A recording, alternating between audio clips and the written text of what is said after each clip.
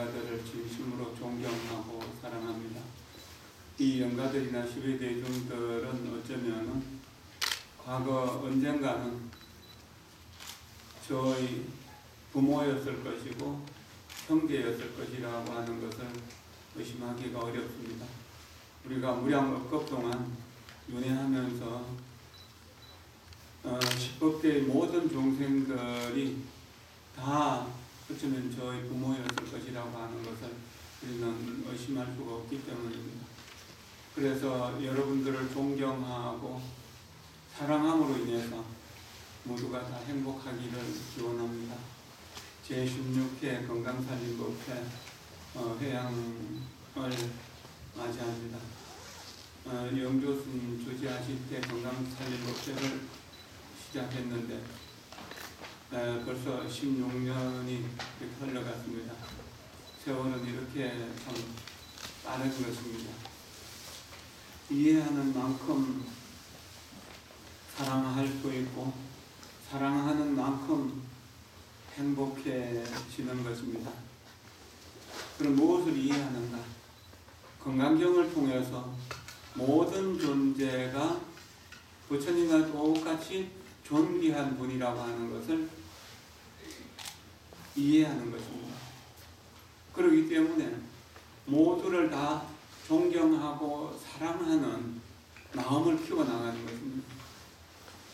건강경은 아상, 인상, 중생상, 수자상이 없어야만 최상의 깨달음을 얻을 수 있다라고 가르칩니다. 최상의 깨달음은 최상의 행복이라고 하는 의미죠. 송강사는 해린선사 창건 이후로 고려시대 때 불일보조국사가 크게 우리 불법을 중흥하시는 중흥조로서 송강사뿐만 아니라 한국 불교를 바로 세우셨습니다. 그 이후로 진각국사 등 16분의 국사 스님들이 탄생하셨고 한국 역사 속에서 그래도 이름을 드러내신 분 중에서 송강사에서 수행하지 않은 분은 아무도 없고 송강사에서 법을 펴지 않은 분은 아무도 없습니다. 그래서 세상에서는 고려 말부터 시작해서 송강사는 성보정찰이라고 부른다. 통도사는 부처님 진신사리를 모셨기 때문에 불보정찰이라고 하고, 해인사는 8만 대장정을 모시고 살기 때문에 법보정찰이라고 합니다. 송강사는 16국사를 비롯해서 수많은 고성대덕들이 이 시대의 정신들, 시대의 정신들을 등불이 되셨고 희망이 되시면서 중생들의 고통을 풀어주셨기 때문에 송강사를 성보정찰이라고 합니다. 대대로 우리 교봉로 스님, 구산로 스님, 그 다음에 이제 일강로 스님, 또 얼마 전에 돌아가신 우리 범일보성 노 스님, 그를 이어서 지금 방장 스님과 주지 스님, 또 여기 수자 스님과 여기 산종의 노덕들이 모두 다 불법을 살려내고 그 불법으로서 중생을 교화하기 위해서 이 설한 중에도 정진을 하시고 또 그 정진력으로 건강살림법회를 열어서 건강살림법회에 참여하신 분들이나 또한 나중에 동영상이나 방송을 통해서 들으시는 분, 인연 되시는 분들이 모두 다 아상인상, 중생상, 수자상을 버리고 불보살의 경지로 나아가서 최상의 행복을 누릴 수 있기를 이렇게 염원하는 뜻으로 건강살림법회가 진행됩니다. 금년에는 코로나19라고 하는 바이러스가 한 1년 전부터 창궐을 해서 2월 중순 이후로는 사실상 법회가 제대로 못 되고 있었지만 지금까지 쭉 해오던 것을 안 할 수가 없어서 비대면이라도 하자고 이렇게 하고 진행하고 있는 것 같습니다. 코로나19에 대해서 생각해 보겠습니다. 오늘 주지스님 좀 전에 말씀하시기를 새벽 예불 마치고 하늘을 보면 하늘에 아주 맑고 별이 촘촘하게 보인다고. 그 전에 미세먼지가 가려져서 제대로 볼 수가 없었는데 도시에서도 요즘 밤하늘이 굉장히 맑고 특히나 보름 지난 뒤로 하연이 그 환하게 비치는 중에 이렇게 이제 새벽 예불을 하는 그 시간에 나가는 것이 참 산중의 어떤 아름다운 풍경이라고 이렇게 생각하는데 미세먼지가 가득 차 있다면 그렇게 하늘을 볼 수가 없었을 것입니다.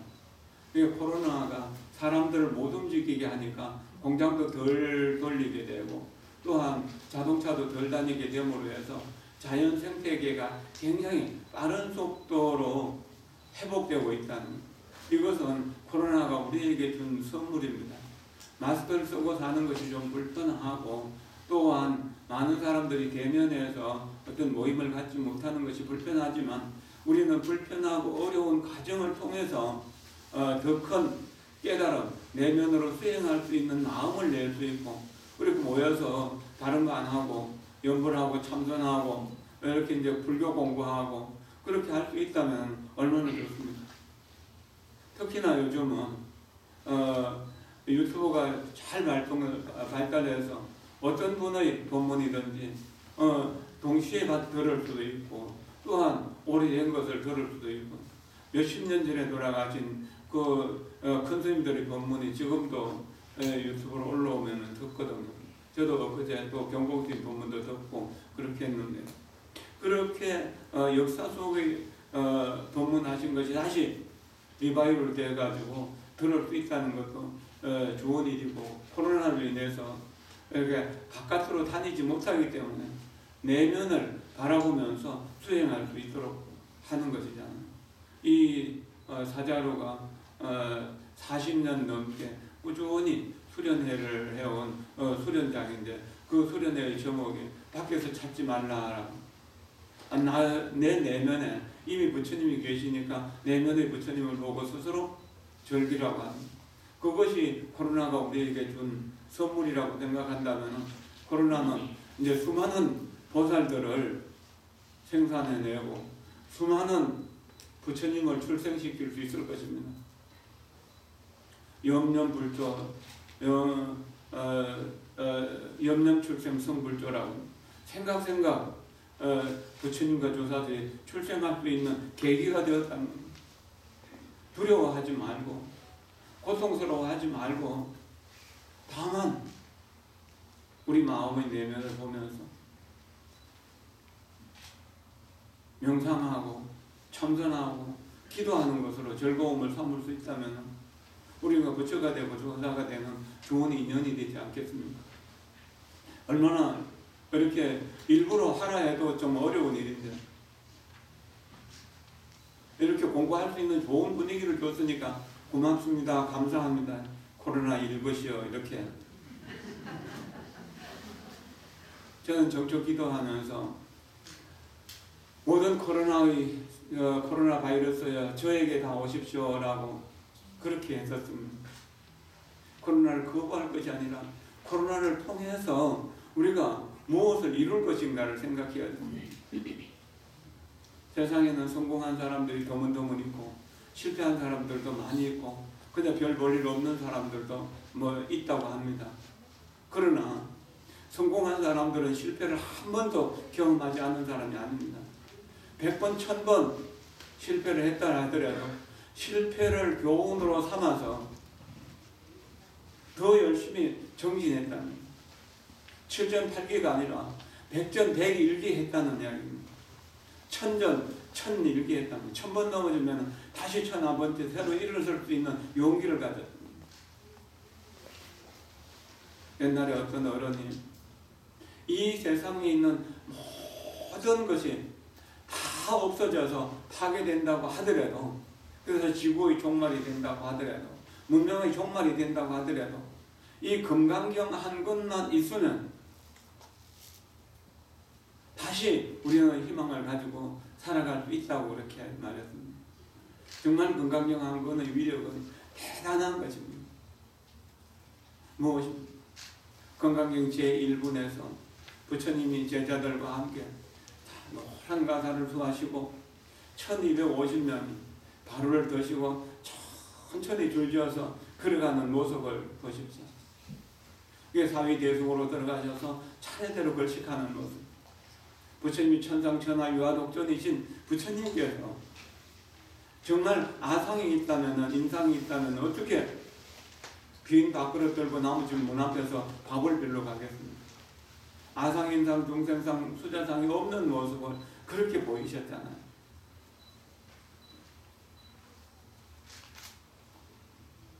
정말로 건강경 제1번을 제대로 이해하면 건강경 내용은 끝났다라고. 그러나 아는 사람이 없으니까 부처님은 닭발에 오셔서 공양을 드시고 발을 씻고 가사를 거두고 이렇게 이제 가만히 앉았으니까 아무도 그 부처님 뜻을 아는 사람이 없으니까 선현 수보리존자가 부처님께 나가서 삼배 드리고 내가 이제 그 안육다라 삼약삼보리를 일으킨 사람은 어떻게 머물고 어떻게 그 마음을 항복받아야 되느냐고 질문하는 것으로 이제 경전이 시작되는 거예요. 이 수보리존자가 아니었다면 이 건강경은 있을 수 없는 것이죠. 수보리존자야 참 존경하고 고맙고 감사합니다. 이렇게 생각해야 됩니다. 이 세상 모든 것이 다 없어져도 건강경 한 것만 있으면 살아날 수 있다는 이 사실을 자각하고 우리는 이 어려운 시기를 건강경을 공부하고 건강경의 내용으로 아상, 인상, 중생상, 수자상을 비워가는 수행을 한다면 그러면 항복받을 마음이 어디 있겠습니까? 머무를 마음이 어디 있습니까? 묘행, 미묘한 아름다운 그 불보살의 행은 어디에도 머무는 바가 없다고 제4분에서 그랬잖아. 묘행 무지분이라고. 그리고 제3분에서 불유 중생을 다 제도해서 완벽하게 제도해서 다 무효열반에 들어가게 했지만 한 중생도 제도했다는 생각이 남지 않는 거예요. 아상, 인상, 중생상, 수자상이 없기 때문에 그래요. 아상은 나라고 하는 자아의식. 옛날에는 저희들이 어릴 때 여기 나이 드신 분들은 저와 같은 시대를 사시니까 대충 아실 겁니다. 먹을 것이 없어서 고통스러웠고 입을 것이 없어서 고통스러웠잖아. 그리고 사는 집이 춥고 불편해서 얼마나 힘들었습니까? 하루 종일 농사 져야 되고 1년 내에 일해야 되고 그리고 길쌈하고 뭐 정말 해야 되는 일이 얼마나 많았습니까? 그래서 먹을 것만 있으면 입을 것만 있으면 등만 따시면 등 따시고 배부르면 걱정할 것이 하나도 없다. 그런데 지금 등 따시고 배부르지 않은 사람 어디 있습니까? 불편하고 어려운 사람 어디 있습니까? 생활보호 대상자가 되어서 이렇게 나라에서 주는 돈을 받는다고 하더라도 한 사람에 한 달에 한 50만 원씩 정도 받으니까 또 한 3인 가족이나 4인 가족이 되면 한 200만 원 정도 수입이 되거든. 그 외에 복지시설에서 또 여러 가지로 베풀어주는 것이 많습니다. 그러니까 가난이라고 하는 것이 가난이 아니다는 이야기입니다. 그런데도 옛날 그 배고프던 시절보다도 더 많은 사람들이 삶의 의미를 찾지 못합니다. 참 안타까운 일입니다. 왜 그렇습니까? 인상 때문에 그렇습니다. 남과 비교하는 상대적인 빈곤을 느끼기 때문에 그렇습니다.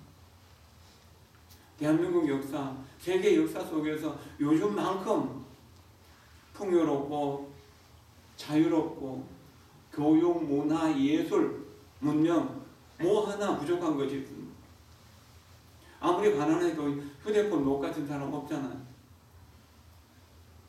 이런 모든 것을 다 완벽하게 가지고 있는데도 그 인상인, 비교의식, 상대적인 견해를 갖고 있기 때문에 우리가 불행한 것입니다. 이거 어떻게 해야 됩니까? 다른 사람 1,000만 원 버니까 나는 1억 벌어야 된다고 생각한다면 죽기 살기로 노력해도 그것을 이룰 수 없을 것입니다. 그러나 나는 추울 때 그래도 따뜻한 옷을 입을 수 있고 따뜻한 곳에 서서 쉴 수 있고, 그리고 외출할 때 버스를 탈 수 있고 지하철이라도 탈 수 있으니까 얼마나 다행한 일인가요? 그저 지금 여기에서 만족하고 감사할 수 없을까? 그리고 쓸데없이 뉴스 보면 속만 상하고 화만 나는데 그 뉴스 쳐다보지 말고 또 드라마 쳐다보지 말고 건강경 펴서 여시아문 일시불제 사유국 기수국 보도고는 읽고 건강경 읽어 나간다면, 그리고 건강경의 내용을 사용한다면, 그러면 우리가 행복하게 살아갈 길이 있는 거잖아요. 항상 우리는 나보다 나은 사람들을 비교하죠. 그래서 중생이라는 못난 이름을 얻습니다. 중생상이라고 하는 것은 열등의식이라고 그렇게 말을 합니다. 항상 남보다 내가 못한다는 겁니다. 남과 비교해도 내가 못한 것만 보이는데 부처님과 비교하고 보살과 비교하니까 내가 중생이라는 못난 이름을 가지는 거잖아요. 그러나 우리의 마음 근원을 한번 보십시오. 부처님과 더불어서 무엇이 모자라느냐, 무엇이 부족한가요? 부족한 것을 부처님에게서 채워나가야 돼요. 그러나 화엄경에서 말씀하셨잖아요. 일체 중생이 다 열애와 똑같은 지혜 덕상을 갖추고 있다. 그러나 번뇌라고 하는 그 도적이 우리의 마음을 덮고 있기 때문에 그것을 보지 못한다. 그렇게 부처로서 살아가지 못한다. 건강경을 통해서 건강경의 안목을 가지게 될 때 모든 존재가 부처님과 똑같이 존귀하신 분입니다. 그러니까 모두를 다 부처님처럼 존귀하게 생각한다면 법화경에서 말하는 상불경 보살처럼 독점도 하지 못하고 자선도 하지 않지만 만나는 모두에게 엎드려 절을 하면서 당신은 미래의 부처가 되실 훌륭한 분입니다. 훌륭하신 분들을 보고도 절을 하고, 좀 모자라고 정말 문제가 많은 사람들을 보고도 절을 하고, 이 조폭이나 이런 어떤 범죄인들을 향해서도 절을 하는 겁니다. 절을 하면서 당신은 미래에 이룰 부처님입니다 라고 말합니다. 그러니까 죄를 많이 짓고 나쁜 짓만 하는 놈들이 그걸 들을 수 있겠습니까? 부끄럽고 미안해서 들을 수 없으니까 몽둥이로 때리고 이렇게 야단을 치면 또 멀리 도망가서라도 당신은 미래의 부처가 되실 분입니다. 상불경 보살이 바로 서가모니 부처님의 전신이라. 그리고 우리도 나를 해치는 사람이나 나를 도와주는 사람을 향해서 정성스럽게 내가 예배하면서 당신은 미래의 부처님 되실 분입니다 라고 그렇게 이야기한다면 세상에 적이 어디 있겠습니까? 내가 이룰 수 없는 것이 무엇이 있겠습니까? 모든 사람들을 부처님으로 모시는데 무슨 누가 나를 도와주지 않겠습니까? 모든 일들이 순조롭게 풀리는 것 아닙니다. 중생이라는 못난 이름을 깨끗이 버려버리고 나도 건강경에서 말하는 것처럼 아상인상, 중생상, 수자상을 다 원래 없는 것 거기에 끌려다니지 말고 내가 부처로서의 무예 자제행을 해야죠. 무예 자제행이 뭡니까? 모든 존재를 부처님처럼 섬기는 그런 행위죠. 화엄경의 결론이 보현행 원품이고 보현행 원품의 그 첫 번째 행원이 모든 부처님을 예경하라 했는데 역사 속에서 부처님은 인간 역사 속에서 서가모니불 한 분뿐입니다. 그런데 어떻게 불가설 불찰 미진수 부처님이라고 그렇게 말할 수 있는 거예요? 한량없고 한량없는 부처님을 봅니다. 모든 생명이 그대로 부처님이라고 합니다. 또 화엄경에서 불심충만 법계라고 부처님의 몸이 법계에 충만해 있다. 법계 그대로가 부처님의 몸이다. 그래서 부처님은 10가지 몸 중에 법계신이라고 하는 것, 허공신이라고 하는 것. 이런 것을 생각한다면 내가 눈 뜨고 보는 사람들이 부처 아닌 사람이 어디 있는가? 보살 아닌 사람이 어디 있는가? 그렇게 생각하면서 모두를 존경하는 삶을 살아간다면 거기 아상이 붙을 자리가, 인상이 붙을 자리가 어디 있겠습니까? 비교가 떠난 절대 무한한 영원 무결한 그러한 불성의 공덕이 모두를 존경하는 곳에서 생겨나는 것 아니겠습니까? 지금 사회에서는 엎드서 절하는 것이 제사 지낼 때 말고 또 설 때 세배하는 거 말고는 거의 없어졌죠. 세배할 때도 요즘 거의 뭐 반대만 하고 큰 절대 안 하잖아요. 그런데 아직 절에 오면 절하는 것이 일상화되어 있는 겁니다.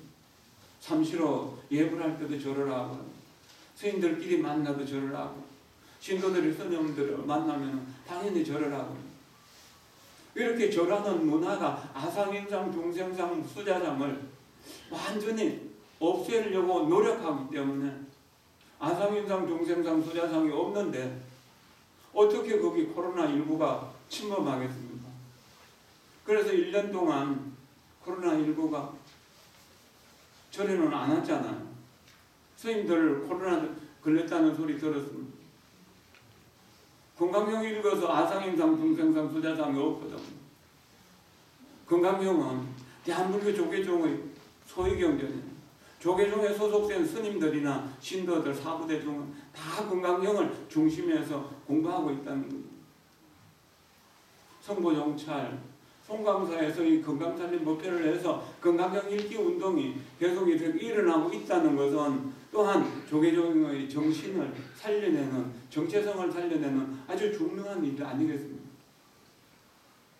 이거 건강형을 잘 읽어서 아상인상, 중생상, 수자상이 없다면 병이 어디 있고 병 걸릴 사람이 어디 있겠습니까?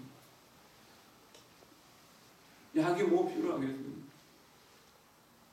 그렇지 않습니까?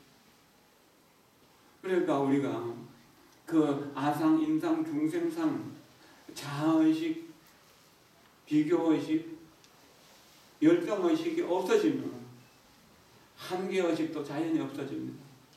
수자상은 한계의식이라고 말합니다. 한계의식은 나는 요만큼밖에 할 수 없어라고 이렇게 스스로 규정 지어버립니다. 나는 중생이라고 하는 생각을 가지게 될 때 중생은 요만큼밖에 할 수 없어. 나는 여자이기 때문에 요만큼밖에 할 수 없어. 나는 늙었기 때문에 할 수 없어. 할 수 없다는 생각이다. 일체 중생 시루불성이란 일체 중생이 불성을 갖추고 있다라고 하는 말은 무엇입니까? 모든 것을 가능하게 할 수 있는 무한 가능성을 말하는 것이거든요. 무한 가능성을 실현하기 위해서 건강형을 부처님께서 설하신 겁니다. 건강형을 설하시는 그 사위국 기원정사, 그 기원정사를 짓기 위해서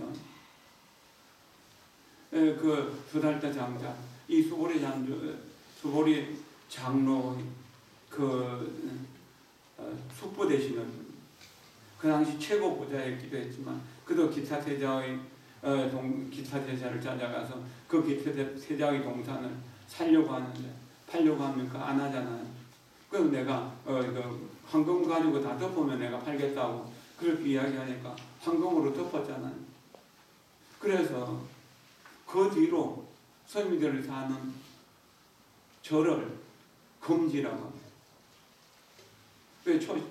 우리 초심 때 배웠던 그 지문이라고 하는 책에 보면은 서행금지라고 천천히 이 황금으로 된 땅을 걸어간다. 수행의 길이 그 길이라는 거예요.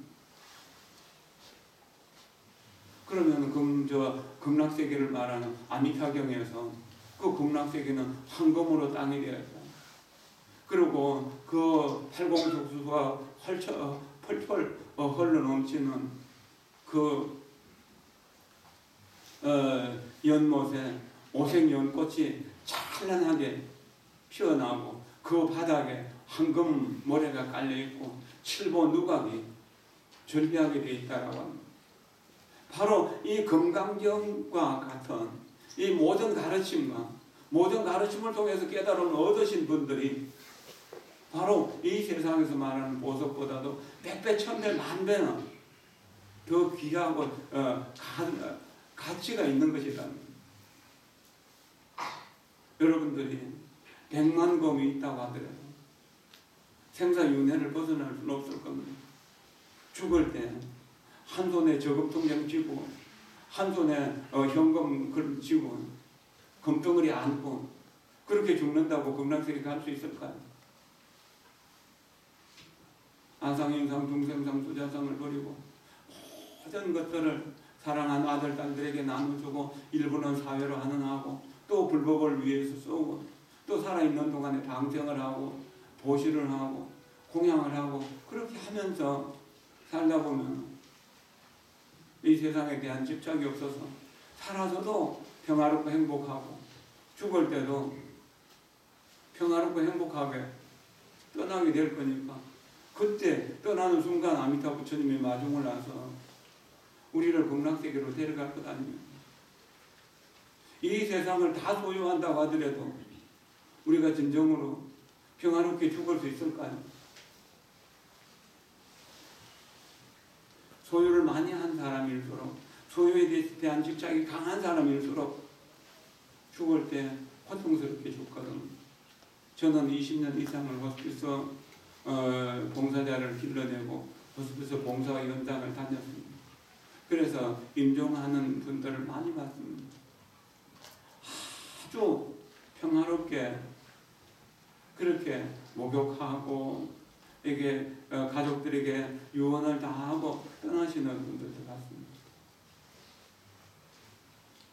그런데 젊은 사람들의 경우 이렇게 암에 걸리거나 이렇게 임종을 할 때 이렇게 임종의 순간에 오물을 토해내고 몸을 막 이렇게 광란하듯이 이렇게 비틀고 막 몸짓을 이 옆에 사람은 뭐 이렇게 이제 그 멱살을 잡기도 하고 그러면서 고래고래 고함지를 다가 이렇게 숨이 다 끊어지는 경우도 보고 또 보통의 경우 그냥 숨을 헐떡거리다가 이렇게 그것이 또 여러 시간 여러 날들이 지나서 그렇게 이제 또 떠나시는 경우도 있어요.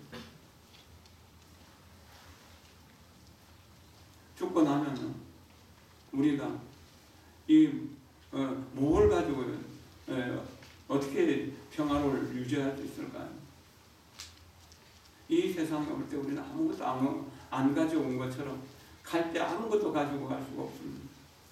그러니까 지금 가능 아니면은 많이 베풀면서 윗 어른들을 존중하고 아래 사람들을 사랑하고 모르는 사람이라도 만나는 모든 사람들을 따뜻한 자비심으로 대하고 어떤 일을 할 때 그 일을 아주 진실하게 이렇게 해나간다면 우리는 평화롭게 살다가 평화롭게 떠날 수 있는 그런 여유로움을 누릴 수가 있을 것입니다. 우리가 어릴 때 뜨거운 건 뜨거운 줄 알고 차가운 건 차가운 줄 알았습니다. 좋은 건 좋은 줄 알았고 나쁜 건 나쁜 줄 알았습니다. 기억할 때부터 지금까지 그렇잖아요. 그런데 그 마음은 지금도 그대로 가지고 있잖아요. 그렇지만 그 몸도 지금 가지고 있나요? 2살, 3살 때 몸 가지고 있나요? 10살, 20살 때 몸 가지고 있나요? 없죠. 그와 같이 몸은 아이가 청년이 되고 어른이 되고 노인이 되지만 마음은 변하지 않잖아요. 나이 들어가면서 고통스러운 한 가지가 있다면 생각이 젊어진다. 생각이 어린데 어른들을 자꾸 어른으로만 대접하려고 하는 게 부담스러워진다. 연세 드신 어른이니까 좀 가만히 앉아 계십시오. 말씀도 하지 마십시오. 그런 게 어렵잖아.